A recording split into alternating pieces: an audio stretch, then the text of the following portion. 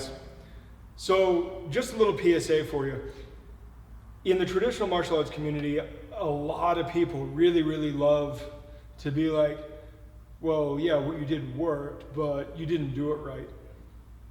Well, the fact is that success is never wrong, right? Or another way that you can say it is, if it works, it's not wrong.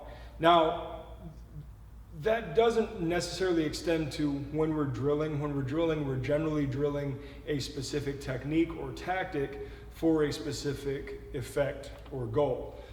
In that case, there's a right and wrong because you have defined right and wrong to be a very specific thing. Whereas in sparring, in a fight, you can kind of get away with a lot of things. There's tolerance, right? And we did a video on this not too long ago.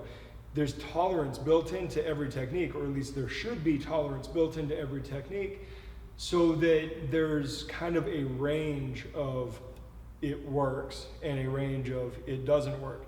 In fact, I wrote a blog post recently on how we define what works and what doesn't. I'll put that in the description as well. But what you need to know is, at the end of the day, dumb shit works all the time. Now, that doesn't mean that it's safe or it's repeatable, right? Flukes happen, right? But dumb shit really does work all the time. So you don't need to get quite so caught up in being overly technical, especially when you're sparring, and definitely when you're fighting. You really just need to work on creating the effect. Now, of course, we build techniques to try to be as efficient as possible, to try to generate as much power or leverage or whatever as possible. But like I said, there's tolerance built into those things. You don't have to be quite so hyper literal about it, simply for the fact that reality is not a neat, idealized box with fixed variables. Like, there's a lot of chaos out there, and you have to be able to adapt on the fly. And if that means, you know, your Tan Sao does something weird, or, you know, a parry does something weird, or hey, you escaped with something that shouldn't have worked. Well, maybe it was just the right place and time, the right mixture of things for it to work.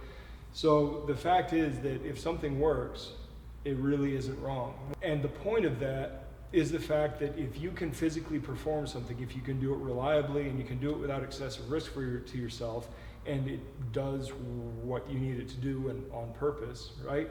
Then you've got a relatively successful technique, or at least a successful concept.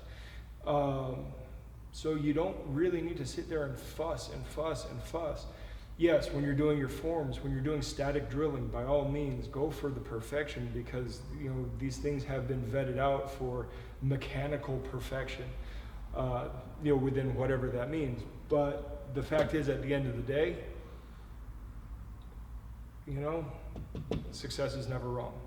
So with that, I'm out of here. I'll talk to you guys later. Good journey.